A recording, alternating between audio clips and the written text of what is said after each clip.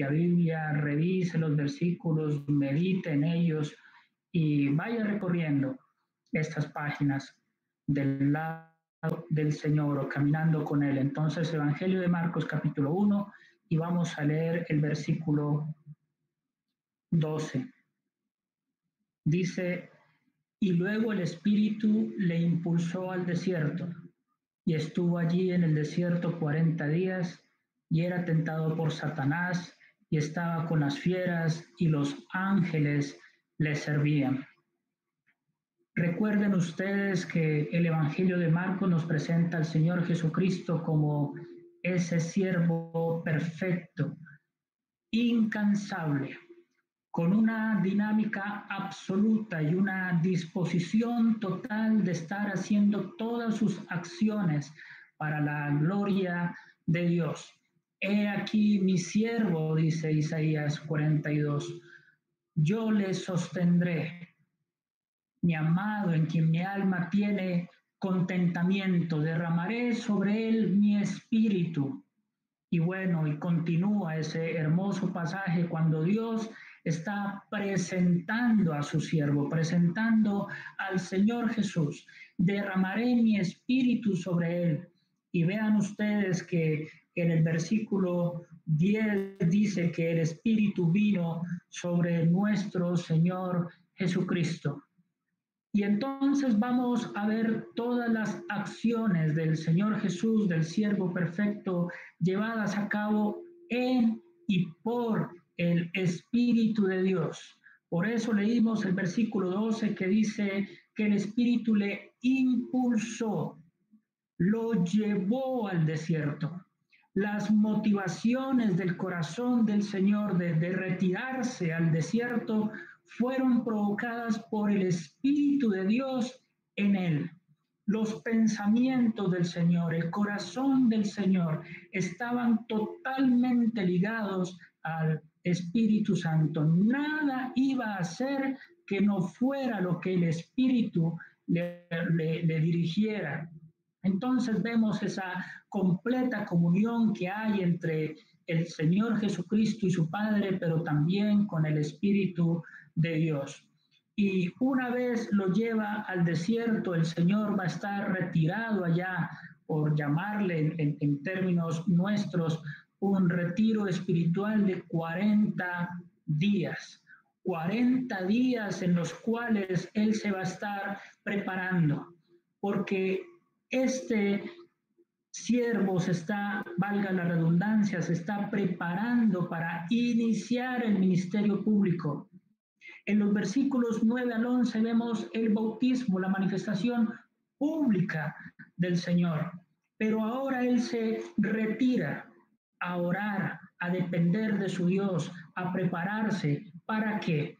Para salir ahora sí a enfrentarse en público. Por eso el versículo 14 dice, después que Juan fue encarcelado, Jesús vino a Galilea predicando el evangelio del reino de Dios. Una vez el Señor está 40 días en el desierto preparándose, entonces sale Él a predicar. Y eso ya es una enseñanza, hermanos, para todos nosotros, que no nos atrevamos a tratar de servir a nuestro Dios sin habernos preparado en privado. El Señor lo hizo durante 40 días para afrontar 3 años de ministerio público. Cuánto más nosotros, hermanos, tenemos que prepararnos delante de Él para enfrentar también el ministerio público. No necesariamente la enseñanza, no necesariamente la predicación del Evangelio de manera pública, abierta, como lo estamos haciendo en este momento, sino en nuestro servicio diario. Allá el Señor, podemos ver su dependencia de Dios en el desierto, pero también su poder, porque dice que estaban las fieras del campo y cómo el Señor, siendo Dios, podía domar a todos esos animales y no le hacían daño. Estaba siendo tentado por el diablo y ahí vemos la santidad de nuestro Señor. Sí, Él era el siervo perfecto, pero Él era Dios y el Dios santo, que le era imposible pecar. Y cómo el diablo lo está tentando. No quiere que inicie el ministerio público, quiere el mal para el Señor. Él sabía perfectamente quién era el que estaba esos 40 días allí separado, orando y meditando en la palabra de Dios. Oh, mi querido hermano, no piense que porque nosotros oramos, Satanás no se va a meter en ese tiempo de comunión. Todo lo contrario. Cada vez que nosotros oremos, ahí va a estar también el diablo interrumpiéndonos, tentándonos para que nosotros no seamos efectivos en la obra del Señor. En ese mismo capítulo, por favor, avancemos al versículo 35. Sigamos contemplando a nuestro Señor. Levantándose muy de mañana, siendo aún muy oscuro, salió y se fue a un lugar desierto y allí oraba. Si uno se toma el tiempo, digamos, para leer este evangelio con atención, y como les dije, ir recorriendo con el Señor y ver sus actividades, pues nos vamos a dar cuenta que en ese día sábado fue de bastante intensidad y actividad por parte de nuestro Señor Jesucristo. Pero al otro día, muy temprano en la mañana, ese domingo, porque fue un día domingo, el versículo 35, siendo aún muy oscuro, dice que él salió y se fue a un lugar desierto. Entonces en el Señor Jesucristo hubo un esfuerzo. Se había acostado tarde, se levantó temprano, interrumpió su sueño, su comodidad para ir a orar e iniciar ese día domingo en la presencia de su Dios. Y amado hermano y hermana, Dios desea que hayan ese tipo de sacrificios. No importa la hora que nos acostemos, que hagamos un esfuerzo por salir de la cama, por dejar ese sueño, ese descanso para ir a buscar la presencia de nuestro Dios. No se quede, entre comillas, orando en la cama. Eso es seguir durmiendo, tratándose de engañar a sí mismo. No, salgamos de nuestra comodidad y vamos a buscar a nuestro Dios en oración, así como el Señor Jesucristo lo hizo. Haga memoria. El último domingo, así usted nos haya podido congregar, y yo también pienso en mí mismo, nos levantamos temprano para orar antes de seguir cualquier otra actividad. El Señor sí lo hizo. Luego que Simón Pedro lo busca, le dice, todos te buscan. Y la respuesta de nuestro Señor en el versículo 38 le dice, Él les dijo, vamos a los lugares vecinos para que predique también allí, porque para esto he venido. Y el 39 dice, y predicaba en las sinagogas de ellos en toda Galilea y echaba fuera los demonios. ¿Cómo es que nuestro Señor, teniendo el propósito muy claro, para esto he venido a predicar el Evangelio, no solamente aquí, sino en otras regiones debo predicar el Evangelio, pero antes de cumplir con ese propósito, el Señor Jesucristo oró. Tengamos claro para qué nos llamó el Señor, tengamos claro el servicio, pero hagámoslo en y por el poder del Espíritu de Dios. Hagámoslo en dependencia de Dios. Se han preguntado, y yo me he preguntado, ¿por qué tantas veces es débil nuestro servicio? ¿Por qué nuestra enseñanza es débil? ¿Por qué nuestra predicación es débil? ¿Por qué nuestra visitación es débil? ¿Por qué todo lo que tiene que ver, a veces mucha actividad, muchas cosas externas, ocupados, sí, en las cosas de Dios, pero olvidados de lo principal, de Dios mismo. El Señor nos guarde para no descuidar aquello que es principal. Ahora quiero avanzar en este evangelio y vamos a leer ahora en Marcos capítulo 6. Lo que quiero que estemos viendo es cómo el siervo perfecto, en medio de su actividad y de su servicio continuo, siempre estuvo orando. Capítulo 6 del Evangelio de Marcos, y vamos a leer ahora sí el versículo 41. Entonces tomó los 5 panes y los 2 peces, y levantando los ojos al cielo, bendijo y partió los panes y dio a sus discípulos para que los pusiesen delante, y repartió los 2 peces entre todos. ¿Se da cuenta, mi hermano? Puesto que ya tuvimos oportunidad de hacer un estudio sobre esto en otra ocasión, no me detengo para hablar a profundidad de Marcos capítulo 6, del pasaje que acabamos de leer. Sin embargo, dentro del tema que estamos considerando ahora, ahí lo vemos al Señor Jesucristo, a punto de hacer un milagro.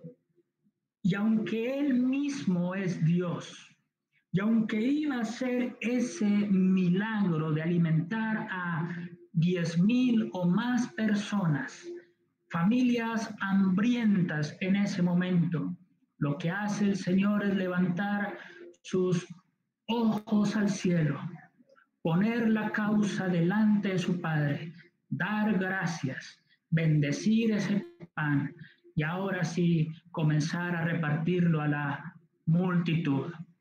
Saben que la vida pública de nuestro Señor correspondía a su vida privada. El Señor Jesucristo en lo privado oraba y de esa misma manera en lo público también oraba.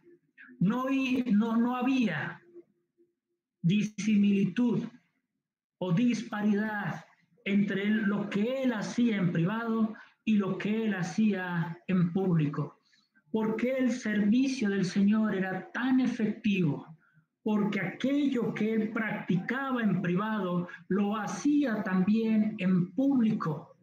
Y eso para nuestra enseñanza. Jamás seremos más espirituales en lo público que aquello que somos en lo privado. Nuestras oraciones públicas nunca van a ser más elevadas que la oración que nosotros tengamos en privado. Ya entonces el Señor, siendo Dios mismo, ora a Dios. ¿Cómo entender esa parte? Eso no, nuestra lógica no da para comprenderlo, pero lo aceptamos y lo creemos, siendo Dios mismo. Pero el Señor ora a su Padre en esa dependencia y agradeciendo a Dios. Amados hermanos, hay que mostrar gratitud. Ahora los hermanos oraban precisamente también por las cosas materiales, por el pan, los alimentos, el vestido, este techo, el trabajo, la salud física. También Dios quiere que seamos agradecidos, que no demos por sentado que nos pertenece, lo tenemos y ya no hay que agradecer también. Bueno, el Señor oró en público y toda una multitud se iba a ver beneficiada. Tenemos más versículos para considerar, por eso no me detengo más aquí. Ahora, por favor, leamos en el mismo capítulo, pero el versículo 46. Yo espero que usted esté contemplando al Señor Jesús. Versículo 45, 6 y versículo 45 dice: enseguida hizo a sus discípulos entrar en la barca e ir delante de él a Betsaida, en la otra ribera, entre tanto que él despedía a la multitud. Y después que los hubo despedido, se fue al monte a orar. y al venir la noche, la barca estaba en medio del mar y él solo en tierra. Y viéndole remar con gran fatiga, porque el viento les era contrario, cerca de la cuarta vigilia de la noche vino a ellos andando sobre el mar y quería adelantárseles. Viéndole ellos andar sobre el mar pensaron que era un fantasma y gritaron, porque todos le veían y se turbaron. Pero enseguida habló con ellos y les dijo: tened ánimo, yo soy, no temáis. Y subió a ellos en la barca y se calmó el viento, y ellos se asombraron en gran manera y se maravillaban. Como maravillados estamos hoy contemplando a nuestro Señor. Ha tenido una actividad intensa en ese día, ha alimentado a 5,000 personas, despide a la multitud al final del día. Ahora les dice a los discípulos que crucen a la otra orilla, pero él lo que estaba buscando era estar a solas con su Dios. Leímos en el versículo 46 que se fue al monte a orar. Él podía orar en público, desde luego, lo acabó de hacer. Él podía orar con sus discípulos, desde luego. Sin embargo, a pesar de todo ese servicio y a pesar de la agitación de todo ese día, había algo que le interesaba al finalizar la jornada, era orar. Se retiró para estar solo con Dios. Entre tanto que los discípulos estaban navegando y allá en la mitad del lago de Genesaret, del mar de Galilea, y el Señor en el monte orando a solas, y desde allá logra no, pues porque Él lo puede todo, desde allá ve a sus discípulos que están con gran fatiga, es un cansancio extremo, ya casi que sueltan porque las fuerzas no les dan. El viento les era contrario y ellos luche, que luche y que luche. Y el Señor en la tranquilidad de la oración, viendo a sus discípulos, ¿saben qué me conmueve pensar? Que el Señor es nuestro gran sumo sacerdote y que Él está intercediendo por nosotros cada día. Estamos en esta noche, recuerden los israelitas, ellos salieron en la noche, apurados en la Pascua de Jehová. La noche está avanzada ya y se acerca el día, la noche de nuestro peregrinaje para llegar al cielo, para cruzar a la otra orilla, para cuando por fin estemos en la casa del Padre. Estamos en esa noche, pero mientras tanto el Señor está intercediendo por nosotros. Y a veces el mar nos es contrario, a veces los vientos nos son contrarios, a veces las olas se levantan de tal manera que parece que no podemos y remamos con gran fatiga. Pero lo que me enternece y me conmueve pensar es que el Señor estaba viéndolos a ellos y pienso que estaba orando por ellos, intercediendo por sus discípulos de la manera que intercede por usted, hermano, por usted, mi hermana, por mí. No sé si esté a punto de soltar los remos. No sé si quiere abandonar la embarcación. No sé qué prueba pueda usted estar experimentando en este preciso momento, pero el Señor no solamente la está viendo, no solamente está intercediendo por usted, sino que avanzada la noche, el Señor desciende del monte, comienza a caminar por ese mar con tranquilidad. Él es el Dios todopoderoso, es el siervo perfecto, sí, pero es el Dios todopoderoso que viene en su ayuda, porque aquel que está en oración puede caminar sobre el mar embravecido. El Señor viene a nuestra ayuda y apropiese de estas palabras. Mientras ellos lo veían y pensaban que era un fantasma, el Señor les puede decir estas palabras que se queden en su corazón en esta noche. Tened ánimo. Yo soy. No temáis. ¿Está desanimado, mi hermano? Escuche al Señor. Tened ánimo. Yo soy. Ese es el título divino, el nombre divino del Eterno, el gran yo soy. Yo soy. Y finalmente, ¿está usted atemorizado? ¿No sabe lo que va a pasar? Hoy oramos por nuestra hermana Lisette. Hay preocupación, sin duda. Tener ánimo. Yo soy. Estamos en las manos de Dios. Y además, no temáis. No tenga miedo. Mi hermano, mi hermana, estamos en las manos de nuestro Señor. Él intercede por nosotros, Él viene a nuestra ayuda, nos confirma que es el gran yo soy, pero además dice allí el versículo que sube a la barca. Él quiere estar con nosotros en la embarcación y hacernos llegar a la otra orilla.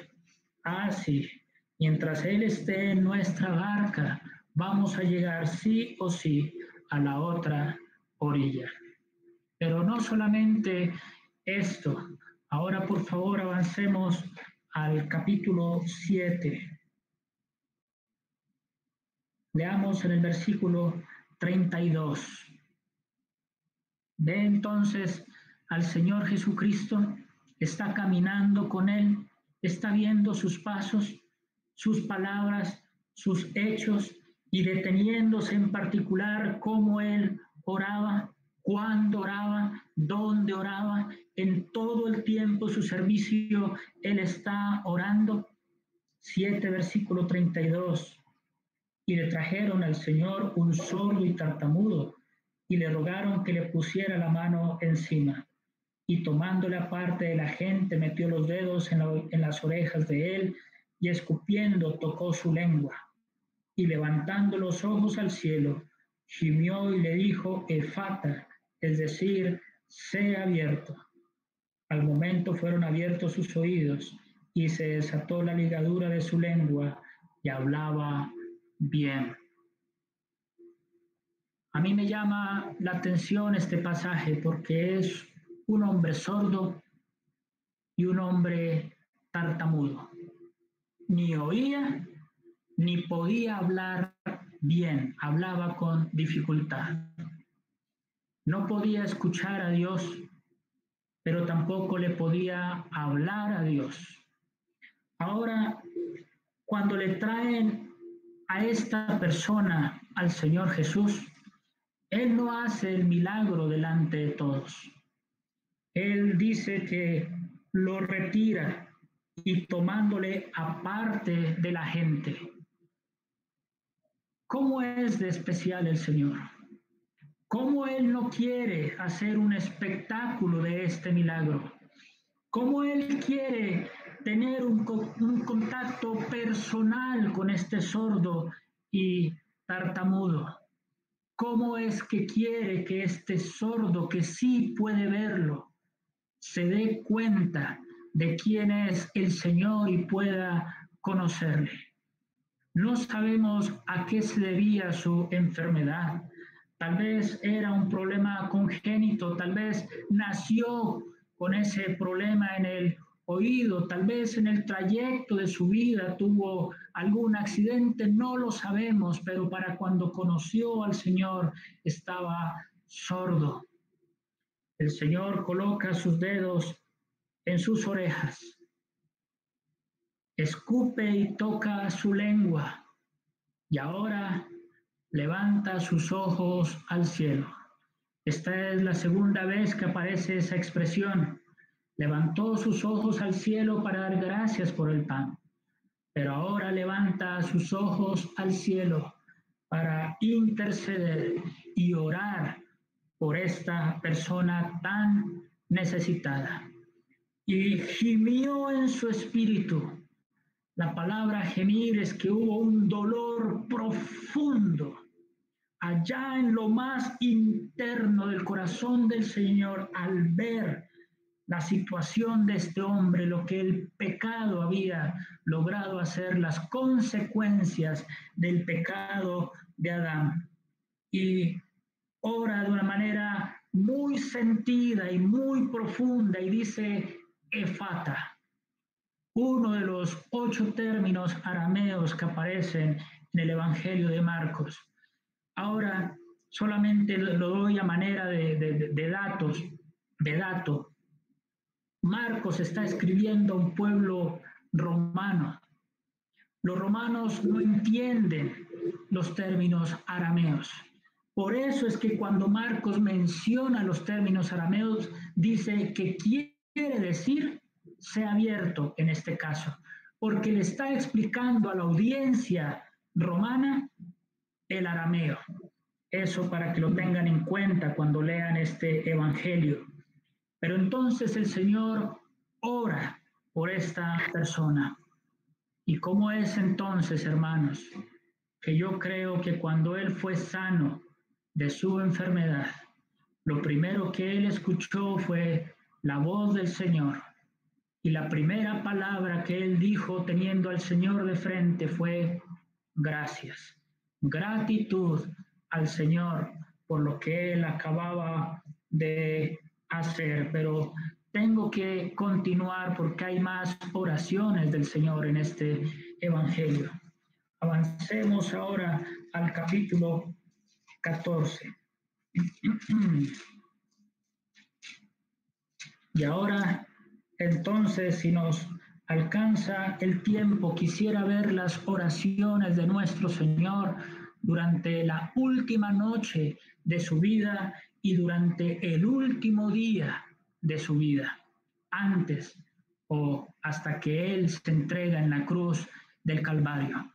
Pero lo que yo le quiero hacer notar es que desde el principio del ministerio del Señor hasta el último instante de su vida en la cruz del Calvario, el Señor Jesucristo estuvo orando, porque el servicio tiene que estar marcado por la oración. Si así fue en la vida del Señor, ¿cuánto más en nuestra vida? En el caso del Señor, Isaías 50, versículo 4, dice que despertará mañana tras mañana para oír como los sabios.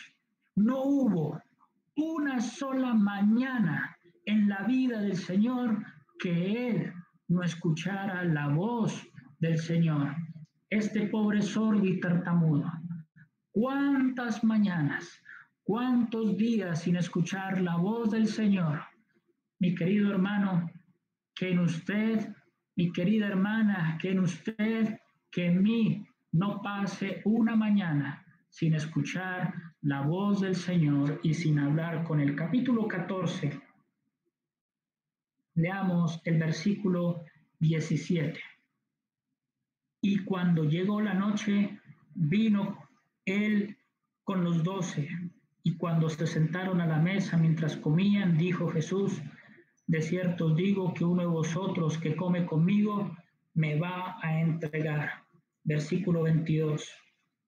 Y mientras comían, Jesús tomó pan y bendijo, y lo partió y les dio, diciendo: tomad, esto es mi cuerpo. Y tomando la copa y habiendo dado gracias, les dio y bebieron de ella todos. Y les dijo: esto es mi sangre, el nuevo pacto, que por muchos es derramada. ¿Se da cuenta entonces que también después de un largo día, por fin está a solas con sus discípulos en el aposento alto?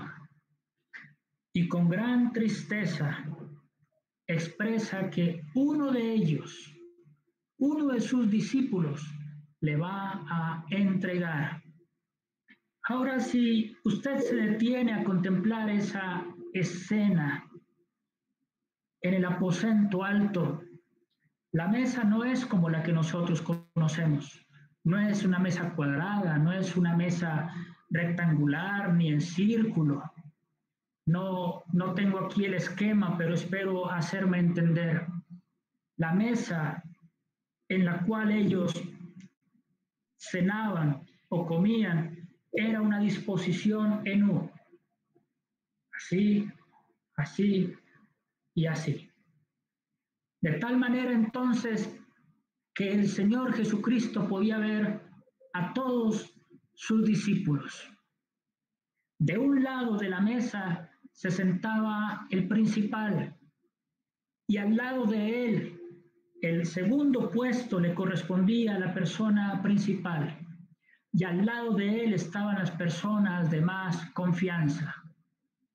Y pareciera, al leer los evangelios, que en el primer puesto estaba Juan. ¿Por qué? Porque el lugar de preeminencia lo tenía el Señor y ocupaba el segundo puesto. Eso era la costumbre en esos tiempos. Y dice que Juan estaba recostado cerca del pecho del Señor, y para que eso sea posible, él tenía que estar a su derecha. Pero entonces el Señor dice, cuando manifiesta que uno de sus discípulos le va a entregar, que el que moje conmigo en el plato. Eso significa que si Judas mojó el pan con el Señor en el plato es porque Judas estaba al lado del Señor. Allá en el Salmo dice, aún el hombre de mi paz, el que de mi pan comía, alzó contra mí su calcañar, refiriéndose a Judas. De un lado Juan, de otro lado Judas, y allá al frente el apóstol Pedro. Y suponemos que estaba al frente porque fue quien le hizo señas a Juan. Pregúntale, ¿quién es el que lo va a entregar? Siendo así de esa manera, piense que al lado de él estaba el discípulo que más lo amaba, pero del otro lado estaba alguien que no lo amaba. No había ni el más mínimo amor por el Señor. Nunca fue su Señor. Ahora usted piense cómo el Señor, mientras comían, se levanta de la mesa y comienza ahora entonces a lavar los pies de sus discípulos. Juan, Judas, deténgase allí. ¿Lavaría usted los pies de Judas? Si usted supiera que él es el que le va a traicionar, ¿se sentaría al lado de él? Si usted supiera que Judas no lo ama, no lo denunciaría públicamente que ese hombre es el que lo va a entregar. Tal vez yo lo haría, pero el corazón compasivo del Señor no, Él es tan distinto, su nobleza, su amor. Pero entonces ahora comienza a lavar los pies de sus discípulos y lava los pies de Simón Pedro. Si usted supiera que ese hermano lo va a negar a usted y va a maldecir diciendo que no lo conoce, ¿le lavaría los pies? El Señor sí. Nosotros tal vez no, pero nuestro amado Salvador, el siervo perfecto, lavando los siervos de sus discípulos. Ahora retorna a la cena pascual y una vez terminada esa cena pascual, entonces va a dar gracias por el pan. Esto es mi cuerpo. Luego toma la copa, esto es mi sangre. Da gracias por la copa y explica el significado de esa copa. Pero a mí lo que me enternece y lo que hace mover mis entrañas, lo que hace saltar mi alma de gratitud y de adoración a mi Señor, es cómo Él puede dar gracias por ese pan y lo parte y pensar que ese pan partido representaba en cómo Él iba a ser partido. No solamente sus sufrimientos físicos, porque el pan partido no habla solamente de sus sufrimientos físicos. El pan partido habla de su entrega en la cruz, cuando Dios lo hirió a Él por nuestros pecados. Porque esa herida, ese juicio, cuando el Señor llevó nuestros pecados en su cuerpo, eso es lo que nos salva. El pan, si bien nos hace pensar en el Señor y su cuerpo sufriente, desfigurado, maltratado, no se quede allí. Avance al significado más elevado, cuando Dios cargó en él el pecado de todos nosotros y Dios dio gracias por el pan. Pero ahora da gracias por la copa. Y el Señor entonces, dando gracias por su propia sangre, o mejor por lo que representaba su sangre, Él se iba a entregar en la cruz del Calvario. Sería derramar su propia sangre y da gracias por ello. ¿Cuánto más, hermanos, nosotros dar gracias por el cuerpo dado, por la sangre derramada? Esta es mi sangre que por vosotros se derrama. Me quedan solo 2 minutos, pero con la avenia de ustedes quisiera extenderme un poquito y poder hablar de las últimas oraciones de nuestro Señor. Ahora, por favor, en el versículo 33. Vamos a Getsemaní. Hemos estado con Él en la cena. Ahora acompañemos al Señor a Getsemaní. Y tomó consigo a Pedro, a Jacobo y a Juan, y comenzó a entristecerse y a angustiarse, y les dijo: mi alma está muy triste hasta la muerte. Quedaos aquí y velad. Yéndose un poco adelante, se postró en tierra y oró que si fuese posible pasase de él aquella hora, y decía: Abba, Padre, todas las cosas son posibles para ti. Aparta de mí esta copa, mas no lo que yo quiero, sino lo que tú. ¿Puede ver usted al Señor? Acaba de orar en la cena, acaba de cantar el himno y ahora se dirige con sus discípulos a Getsemaní. Y toma a Pedro, a Jacobo y a Juan por aparte. Y póngase usted en los zapatos de los discípulos y escuche las palabras del Señor. Él les va a contar lo que está viviendo en su corazón. Y les dice: mi alma está muy triste, tan triste que es hasta la muerte. Cuando pensamos en nuestro Señor, a veces leemos este pasaje como con tanta trivialidad, como con tanta liviandad, pero el Señor les estaba contando: mi alma está muy, muy triste, hasta la muerte está de triste. En lo más profundo de mi ser hay una tristeza tan profunda, porque se avecina la copa de amargura, se avecina la obra de redención. No podía sentirse de otra manera, pero les está contando solamente para que sepan: no, velad y orad. Lo que el Señor quería era que sus discípulos lo acompañaran a Él en oración. Y Él se retira aparte y va a expresar esa oración tan sentida. Abba, término arameo, Abba, significa Padre. Todas las cosas son posibles para ti.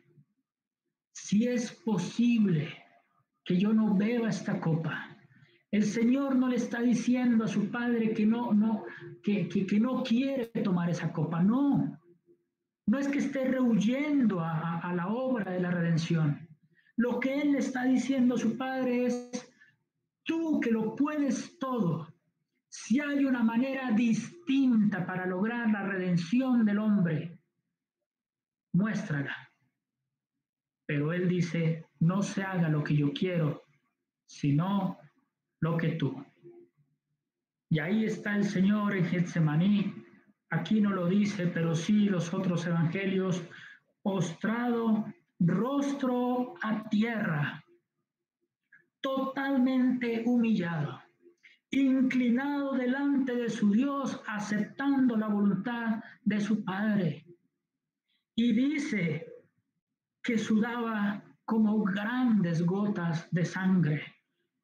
Las autoridades médicas, se me olvidó el término, pero las autoridades médicas, las autoridades en medicina dicen que esas gotas de sangre las puede producir un cuerpo cuando hay un estrés supremamente profundo.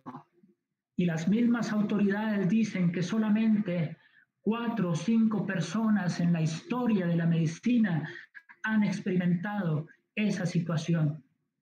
3 murieron y el único que pudo soportar semejante condición fue nuestro amado Señor y Salvador Jesucristo.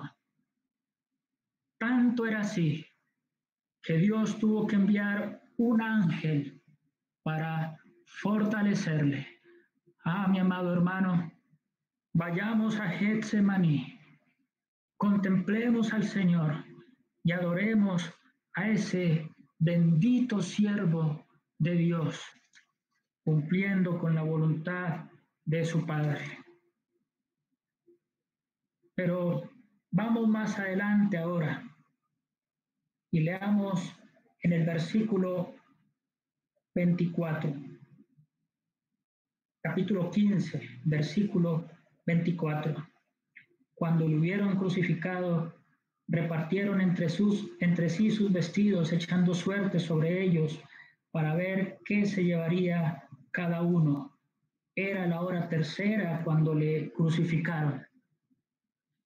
No lo narra Marcos, pero la hora tercera era la hora novena. En la noche el Señor estuvo en la cena, fue a Getsemaní, fue entregado por Judas, fue arrestado, lo llevaron al concilio. Durante toda la noche él estuvo experimentando el escarnio, las acusaciones, las bofetadas, los puñetazos, los escupitajos. Toda la noche hasta la madrugada. En la madrugada él estuvo con Pilato, nuevamente estuvo, o primeramente con los sacerdotes, los escribas, lo llevan a Pilato. Pilato a Herodes, eso estamos hablando ya del viernes en la mañana. Herodes lo devuelve a Pilato. Pilato entonces ahora lo expone a la multitud clama que sea crucificado. Todo eso ocurrió en las primeras horas del día viernes. Pero a las 9 de la mañana, nuestro Señor Jesucristo es crucificado. Y la primera oración que vamos a escuchar de Él allí en la cruz es: Padre, perdónalos, porque no saben lo que hacen. Abba, Padre, en Getsemaní. Y aquí, Padre, perdónalos. Y está apelando a la ignorancia, no solamente los judíos, sino también de los gentiles y de estos soldados que sin misericordia traspasan sus manos, traspasan sus pies. Esos soldados que le han colocado una corona de espinas, esos soldados que se han burlado, que lo han escupido, que lo han golpeado, que lo han azotado. Padre, perdónalos, porque no saben lo que hacen. Tal vez hemos experimentado dolor, pero al contemplar al Señor Jesucristo pudiéramos orar de la misma manera por nuestros semejantes. Perdónalos, Cuando uno va al Calvario, el orgullo muere. Cuando uno va al Calvario, el yo tan engreído se deshace al contemplar al bendito siervo de Dios. Pero ahora leamos el versículo 33. Cuando vino la hora sexta, hubo tinieblas sobre toda la tierra hasta la hora novena. Y a la hora novena Jesús clamó a gran voz diciendo: Eloi, Eloi, lama sabactani, que traducido es: Dios mío, ¿por qué me has desamparado? Las 12 del mediodía. Lleva 3 horas de cruel crucifixión. Le han dado a probar vino y lo hacían para amortiguar los dolores del sufrimiento, pero el Señor lo probó y no quiso beberlo porque el Señor quería experimentar completamente el dolor. Porque dice el autor a los Hebreos que Él gustó nuestra salvación. Y entonces, con todas sus facultades mentales, sufriendo durante 3 horas, pero en plena comunión con su Padre, llegan las 12 del mediodía. Y a mí me llama mucho la atención que entre el versículo 33 y 34 no se diga absolutamente nada. Es decir, el 33 dice la hora sexta y el 34 la hora novena, porque mi amado hermano, de 12 a 3 de la tarde jamás lograremos entender lo que significó para el Señor 3 horas de oscuridad cuando Dios le abandonó por mis pecados, por sus pecados. Por eso el Señor no dice Padre. Por eso la oración del Señor es: Dios mío, es el trato judicial. El Padre jamás abandonó a su Hijo, es imposible romper la relación. Pero Dios cargó en Cristo, en su siervo, nuestros pecados, la relación judicial. Dios mío, ¿por qué me has desamparado?